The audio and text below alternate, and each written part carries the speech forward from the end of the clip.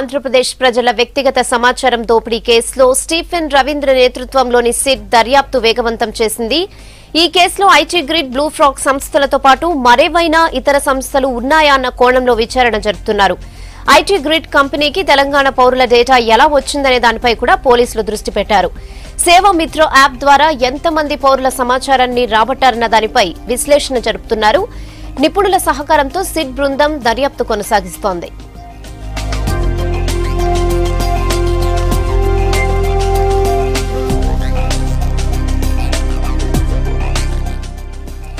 మరోవైపు మాదాపూర్లోని IT grid కార్యాలయానికి వెళ్లారు సిట్ అధికారులు. ఐటీ గ్రిడ్ సంస్థలో సోదాలు నిర్వహిస్తున్నారు. ఇప్పటి వరకు సేకరించిన డేటాను విశ్లేషించేందుకు బెంగళూరుకు చెందిన ఎథికల్ హ్యాకర్, సైబర్ నిపుణుల సహాయాన్ని తీసుకుంటున్నారు.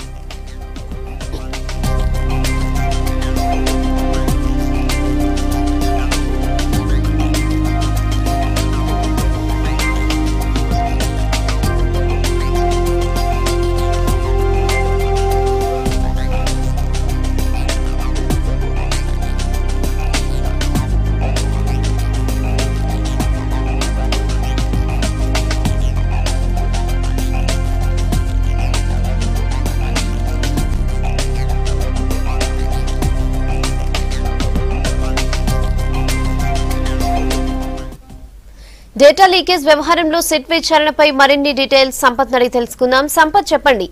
ఏపీ డేటానే లీకేజ్ అయిందనుకుంటే ఇప్పుడు తెలంగాణ డేటా కూడా లీక్ అయిందంటున్నారు. మరి సిట్ దర్యాప్తు ఎలా జరుగుతోంది? డీటెయిల్స్ ఏంటి? కేసులో అఫీషియల్గా అంటే మొన్న SIT special investigation team form అయినప్పటికీ ఈ రోజు నుంచి ఎంక్వైరీ స్టార్ట్ చేశారు. దాంట్లో 3 టీమ్స్ని ఏర్పాటు చేశారు. దాంట్లో ఒకటి సైబర్ క్రైమ్ సంబంధించిన దాంట్లో సైబర్ వింగ్ ఒకటి ఏర్పాటు చేశారు. అట్లాగే ఈ అబ్స్కాండ్, అట్లాగే దీంట్లో ఇన్వాల్వ్ అయినటువంటి వాళ్ళు ఐటీ గ్రిడ్ కంపెనీ, అట్లాగే బ్లూ ఫ్రాగ్ కేసులో ఇన్వాల్వ్ అయ్యే వాళ్ళని క్యాచ్ చేయడానికి ఫీల్డ్ ఆఫీసర్స్ని ఏర్పాటు చేశారు. దాంతోపాటుగా ఇన్వెస్టిగేషన్ కోసం మరో టీం, మొత్తం 3 టీమ్స్ని ఏర్పాటు చేశారు. దీంట్లో ఐజీ ర్యాంక్ అధికారి స్టీఫెన్ రవీంద్ర ఆధ్వర్యంలో ఒక ఎస్పీ, అట్లాగే 2 డిఎస్పీలు మొత్తం కూడా ఒక టీం ఫామ్ చేశారు. ఆ టీం ఇన్స్పెక్టర్, అట్లాగే ఒక డిఎస్పీ అధికారితో ఒక్కొక్క టీంను ఫామ్ చేశారు. దీనిలో ఇక మొదటి నుంచి చెప్తున్నట్టుగా ఐటీ గ్రిడ్ దాంట్లో ఒకటి క్రైమ్ జరిగిందనేది సైబరాబాద్ పోలీసులు, హైదరాబాద్ పోలీసులకు ఒక కంప్లైంట్ వచ్చింది. కంప్లైంట్ తర్వాత ఐటీ గ్రిడ్ కార్యాలయం, మాదాపూర్ అయ్యప్ప సోషల్ ఉన్న కార్యాలయంలో చాలా డేటాబేస్ కలెక్ట్ చేశారు. కానీ దీన్ని ఎవిడెన్స్ని ఎస్టాబ్లిష్ చేయడానికి, ఎందుకంటే ఒకటి ఫామ్ 7 ప్రకారంగా అప్లై చేసి ఓట్స్ డిలీట్ చేశారనేది ఒక ఆరోపణ. కాబట్టి ఎలక్షన్ కమిషన్కి ఇప్పటికే ఒక లేఖ కూడా రాశారు. తర్వాత ప్రొసీజర్లో ఈ డిలీషన్స్, అట్లాగే ఈ రిక్వెస్ట్లు ఐటీ గ్రిడ్ కంపెనీ నుంచి ఫలానా వెబ్సైట్ నుంచి వీళ్ళు రిక్వెస్ట్ పంపించారు, దానికి సంబంధించిన డాక్యుమెంటేషన్ చేశారనేది ఎస్టాబ్లిష్ చేయాల్సి ఉందనేది అధికారులు చెప్తున్నారు. ఎందుకంటే వ్యక్తిగతంగా తన ఓటును డిలీట్ చేయడానికి, తన ఓటును తొలగించాలని చెప్పడానికి వ్యక్తిగతంగా ఫామ్ 7 అప్లికేషన్ అనేది ఇవ్వడం అనేది ఎలక్షన్ ప్రాసెస్ ప్రకారంగా ఒక ప్రొసీజర్ ఉంది. కానీ ఇది పట్టించుకోకుండా ఐటీ గ్రిడ్ కంపెనీయే దీన్ని ఆపరేట్ చేసింది. వ్యక్తిగతంగా వ్యక్తులు లేకపోయినా వాళ్ళ ఓటర్ ఐడీస్ని, అట్లాగే వాళ్ళకి సంబంధించినటువంటి ఆధార్ కార్డుల డేటాబేస్ను బేస్ చేసుకొని ఓట్ల డిలీషన్ కోసం ఫామ్ 7 ఇల్లీగల్గా తమ ఆన్లైన్లో అప్లై చేశారనేది ఒక అభియోగం. సో దానికి సంబంధించినటువంటి ఎవిడెన్స్ పోలీసులు కలెక్ట్ చేయడానికి చూస్తున్నారు. ఎందుకంటే కేవలం ఈ సేవామిత్ర యాప్కి ఆంధ్రప్రదేశ్ అఫీషియల్ వెబ్సైట్ నుంచి కాన్ఫిడెన్షియల్, అట్లాగే కాన్ఫిడెన్షియల్ ఉన్నటువంటి డేటాబేస్ను సేవామిత్ర యాప్లోకి వచ్చిన తర్వాత సేవామిత్ర యాప్ నుంచి టీడీపీ యాప్లోకి, ఎందుకంటే ఐటీ గ్రిడ్ కంపెనీయే వీళ్ళకి మొత్తం కూడా సర్వీస్ ప్రొవైడర్గా ఉంది కాబట్టి, సో ఐటీ గ్రిడ్ కంపెనీ నుంచి సేవామిత్ర యాప్ నుంచి టీడీపీ యాప్కు పంపించి దాంట్లో డేటాబేస్ మొత్తం కూడా, అంటే వాళ్ళ క్యాస్ట్, వాళ్ళకి సంబంధించిన సబ్ క్యాస్ట్లు, అంతేకాకుండా వాళ్ళకి సంబంధించిన పార్టీలో ఉన్నటువంటి కీ లీడర్లు అయితే కీ లీడర్ల పర్సన్ సంబంధించినట్టు మొత్తం గ్రామస్థాయి నుంచి నియోజకవర్గం వరకు మొత్తం డేటాబేస్ అందులో పెట్టారు. కాబట్టి సో ఆ డేటాబేస్ను కూడా రీకలెక్ట్ చేసేందుకు పోలీసులు ప్రయత్నం చేస్తున్నారు. ఎందుకంటే ఈ డేటాబేస్ మొత్తం కూడా సేవామిత్ర యాప్ ఎప్పుడైతే పోలీసులు రైడ్ చేసినప్పుడు కేవలం వాళ్ళను ఎంక్వైరీ చేశారు, 4 మాత్రం అదుపులోకి తీసుకున్నారు. కొన్ని ఫిజికల్ డాక్యుమెంట్స్ మాత్రమే కలెక్ట్ చేశారనేది మనకున్న ఇన్ఫర్మేషన్. దాని తర్వాత అంటే ఇన్డెప్త్గా సాఫ్ట్వేర్ను కలెక్ట్ చేయడంలో పోలీసులు వైఫల్యమయ్యారనే ఇన్ఫర్మేషన్ ఉంది.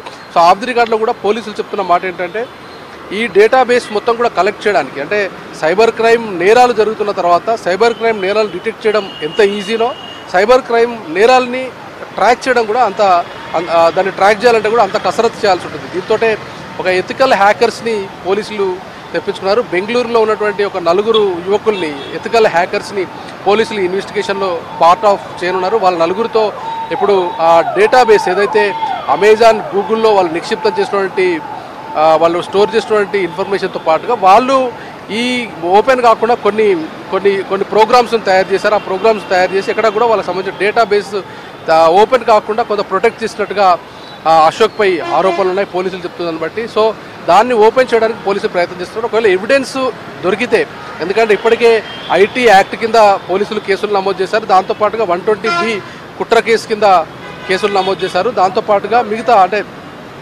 చీటింగ్ 420 చీటింగ్ కేసు మీద కూడా నమోదు చేశారు. సో ఐటీ యాక్ట్ కింద కేసు ఎస్టాబ్లిష్ అయితే, వన్స్ కేసు ఎస్టాబ్లిష్ అయిన తర్వాతనే వాళ్ళని అరెస్ట్ చేయడం కావచ్చు, ఫర్దర్ ప్రొసీజర్కు వెళ్ళడం కావచ్చు, లేదంటే కోర్టులోకి వెళ్ళి ఏమైనా ఆర్డర్ తీసుకోవడం కావచ్చు, అలాగే ఎలక్షన్ కమిషన్కి ఎవిడెన్సెస్ను పంపించడం కావచ్చు, చట్టబద్ధంగా వాళ్ళపైన చర్యలు తీసుకోవడానికి ఎవిడెన్స్ అనేది చాలా కీలకంగా ఉంటుంది కాబట్టి సో ఎవిడెన్స్ని కలెక్ట్ చేయడం పైనే మెయిన్ ఫోకస్ పెట్టామనేది స్పెషల్ ఇన్వెస్టిగేషన్ సంబంధించిన అధికారులు చెప్తున్నారు ఆఫ్ ది రికార్డులో.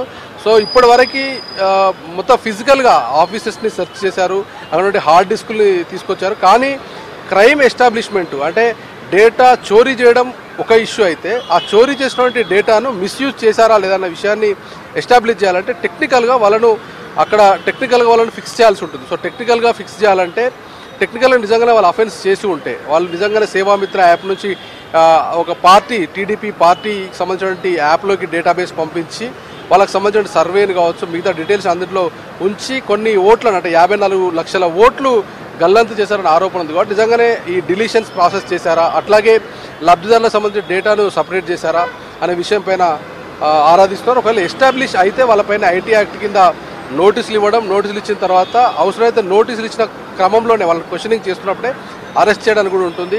కేవలం ఈ నేరంలో పాతదారులుగా సూత్రధారులుగా ఉన్నటువంటి ఈ ఐటీ గ్రిడ్ లాంటి కంపెనీ ఎంప్లాయీస్తో సీఈఓలే కాకుండా దీని వెనకాల కొంత రాజకీయ కోణంలో కుట్ర జరిగింది కాబట్టి ఆ పొలిటికల్ ఇంటెన్సిటీని కూడా ఫైండ్ అవుట్ చేసి వాళ్ళని కూడా ఫిక్స్ చేయాలనేది పోలీసుల ఆలోచనగా తెలుస్తుంది. సో దీంతో పాటుగా నిన్న ఐజీ స్టీఫెన్ రవీంద్ర చెప్పినట్టుగా తెలంగాణ డేటాను కూడా వాళ్ళు గ్రాప్ చేశారు. సో అది ఎలక్షన్స్కు ముందు జరిగిందా, ఎలక్షన్స్ తర్వాత జరిగిందా అనే విషయాన్ని చెప్పలేం. కానీ సో దానిపైన మాత్రం డేటాబేస్ ఆల్రెడీ వాళ్ళ దగ్గర ఉంది అనే విషయాన్ని మేము గుర్తించాం. సో తెలంగాణ డేటాబేస్ను ఆంధ్రప్రదేశ్ ప్రభుత్వం దగ్గర డేటాబేస్ చోరీ అయింది. ఆంధ్రప్రదేశ్ సంబంధించినటువంటి రాజకీయ పార్టీ టీడీపీకి వాళ్ళు సర్వీస్ ప్రొవైడర్గా ఉన్నారు, దానికి సంబంధించినటువంటి యాక్టివిటీస్ చేస్తున్నారంటే దానిపైన కేసు కట్టాం. కానీ ఇన్వెస్టిగేషన్ ప్రాసెస్లో భాగంగా తెలంగాణ డేటాను కూడా వాళ్ళ దగ్గర ఉన్నట్టుగా ఫైండ్ అవుట్ అయింది అనేది పోలీసులు చెప్తారు. సో తెలంగాణలో ఉన్నటువంటి డేటాబేస్ ఎట్లా లీక్ అయింది, తెలంగాణ డేటాబేస్తో వాళ్ళు ఏం చేశారు,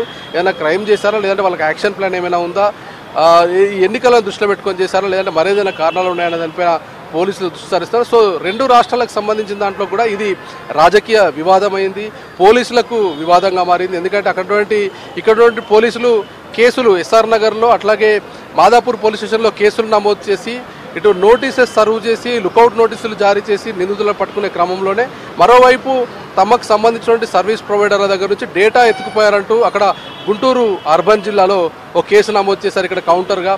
సో ఇక్కడ సిట్ ఫామ్ చేస్తే అక్కడ కూడా స్పెషల్ ఇన్వెస్టిగేషన్ టీమ్ను ఫామ్ చేశారు. సో ప్యారలల్గా అంటే కేసులు ఏవైనా కావచ్చు, రాష్ట్రాలు డిఫరెంట్గా ఉండొచ్చు, కానీ దాన్ని మొత్తం కూడా అంటే ఎవిడెన్స్ ఎస్టాబ్లిష్ కావాల్సినటువంటి అవసరం అయితే ఉంటుంది. ఏ కేసులైనా కానీ ఇటు లీగల్ ఎక్స్పర్ట్స్ కానీ పోలీసు అధికారులు కానీ వాళ్ళు చెప్పే మాట ఒకటి, ఎందుకంటే కేసులు కట్టడం అనేది ప్రైమరీ ఇన్ఫర్మేషన్ కింద ఎఫ్ఐఆర్ చేయడానికి స్కోప్ ఉంటుంది. కానీ ఎఫ్ఐఆర్ చేసిన తర్వాత కేసు నిలబడాలన్నా, నిందితులను ఫిక్సప్ చేయాలన్నా, వాళ్ళను కోర్టు మెట్లు ఎక్కించాలన్నా, రిమాండ్ చేయాలన్నా కానీ, లేదంటే ఫర్దర్గా యాక్షన్ తీసుకోవాలంటే ఖచ్చితంగా సర్కమస్టెన్స్ ఎవిడెన్సెస్ అట్లాగే టెక్నికల్ ఎవిడెన్సెస్ వాళ్ళకి సంబంధించిన ఆధారాలు కంప్లీట్గా ఫిక్సప్ అయ్యి వాళ్ళు క్రైమ్ చేశారు అనే విషయాన్ని ధృవీకరిస్తే తప్ప వాళ్ళకి యాక్షన్ తీసుకోవడానికి ఉండదు. కాబట్టి సో దానిపైనే గ్రౌండ్ వర్క్ ఇక్కడ చేస్తున్నారు. సో అక్కడ కూడా ఆంధ్రప్రదేశ్ పోలీసులు ప్యారలల్గా ఇన్వెస్టిగేషన్ చేస్తున్నామని చెప్తారు. కానీ ఇక్కడ జ్యూరిడిక్షన్ ఉంది కాబట్టి జ్యూరిడిక్షన్లో మాదాపూర్ జ్యూరిడిక్షన్లో కంపెనీ ఉంది, మాదాపూర్ జ్యూరిడిక్షన్లో క్రైమ్ ఆఫ్ అఫెన్స్కి పాల్పడ్డారు కాబట్టి ఇక్కడ మేము కేసు నమోదు చేశామనేది వీళ్ళు డిఫెన్స్ చేసుకుంటున్నారు. కానీ కుట్రపూరితంగా చేస్తున్నట్టు ఆంధ్రప్రదేశ్ సంబంధించినటువంటి రాష్ట్ర మంత్రులు అక్కడ నేతలు మాట్లాడుతున్నారు. ఇక్కడ కూడా దానికి సంబంధించి కౌంటర్ నడుస్తారు. సో ఇటు పొలిటికల్గా, ఇటు పోలీసింగ్గా, అట్లాగే సిటిజన్ బేస్డ్గా ఉన్నటువంటి కేసు ఇది. వాళ్ళకి సంబంధించిన ఓటర్ల లిస్టు దుర్వినియోగం అయింది అంటున్నారు కాబట్టి సో దాన్ని బేస్ చేసుకున్న కేసు కాబట్టి చూడాలి దీనిపైన ఇన్వెస్టిగేషన్ ఎట్లా నడుస్తుంది, ఫర్దర్ స్టెప్ సిట్ది ఎట్లా ఉండబోతుందో చూడాలి. ప్రజెంట్ అయితే కేవలం ఈ డేటాబేస్ పైన అట్లాగే డేటాబేస్తో పాటుగా టెక్నికల్ ఎవిడెన్సెస్ని ఎస్టాబ్లిష్ చేయడం కోసం ఎథికల్ హ్యాకర్లతో ప్రజెంట్ అయితే సిట్ ఎంక్వైరీ చేస్తుంది. Over to you. Okay Sampath, thanks for the updates.